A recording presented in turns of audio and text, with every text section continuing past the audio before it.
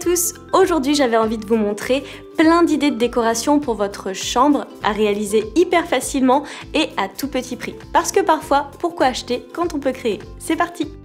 On va commencer cette vidéo avec une idée toute simple, un accroche-porte. Vous pourrez retrouver ce modèle en barre d'infos pour le télécharger. On le découpe sur du carton un peu rigide et on va le peindre recto et verso avec de la peinture acrylique. Ensuite, pour cacher la tranche du carton, on va utiliser une petite bande de papier qu'on va coller tout autour.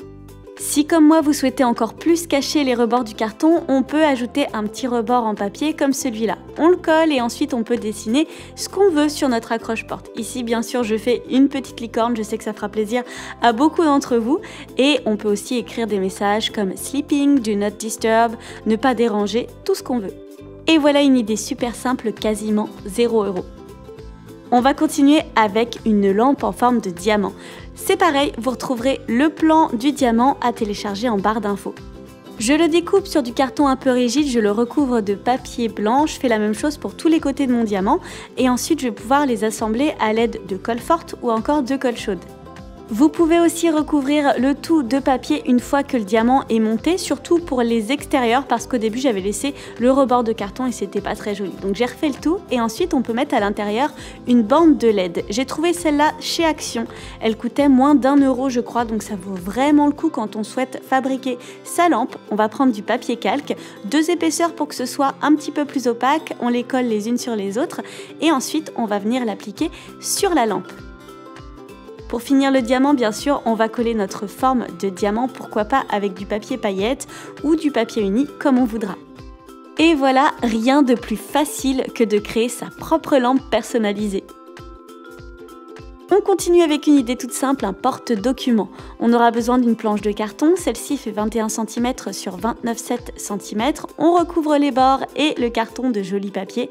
On prend un autre petit papier, on crée des bords comme cela, ils font 1 cm chacun et ensuite on va appliquer notre pochette à document sur le porte-document. On utilise de la colle chaude, de la colle en stick, de la colle forte, tout ce qu'on a sous la main. Je vais ajouter des petits pince-notes, si on en a, c'est ultra pratique pour mettre toutes sortes de documents.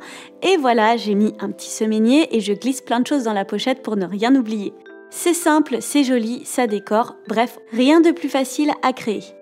Je vous propose maintenant de réaliser une boîte cœur trop mignonne. On aura besoin du patron qui est aussi disponible en description de la vidéo. On retrace les cœurs et ensuite on les découpe. On prend le cœur le plus large et on va retracer à l'intérieur le cœur de taille moyenne.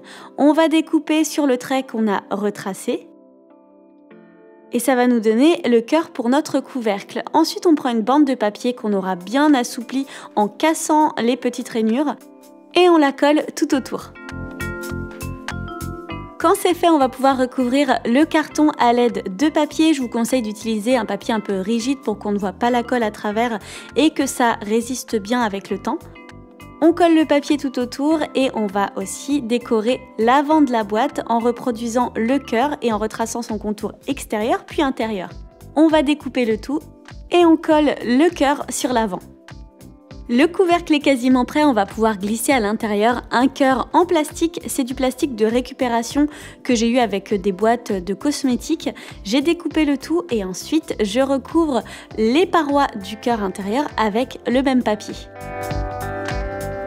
Ensuite, je vais pouvoir saupoudrer sur le plastique plein de sequins. On peut mettre vraiment tout ce qu'on veut à l'intérieur, des fleurs séchées, des perles, tout ce qu'on aura sous la main. Et on met le double fond qui permet de coincer les sequins. On met plein de colle pour que ça tienne bien.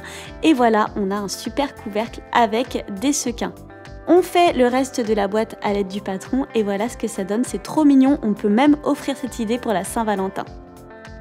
On va maintenant réaliser une boîte, enfin un porte-bijoux princesse. Vous retrouverez toutes les dimensions en barre d'infos de la vidéo.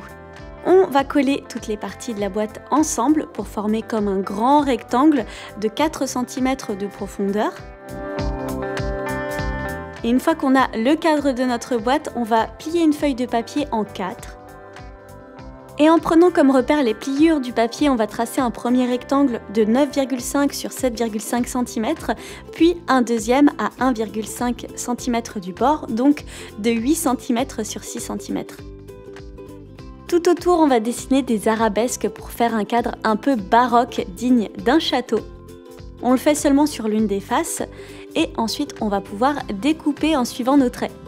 Cette technique va nous permettre d'avoir un design vraiment régulier tout autour du cadre.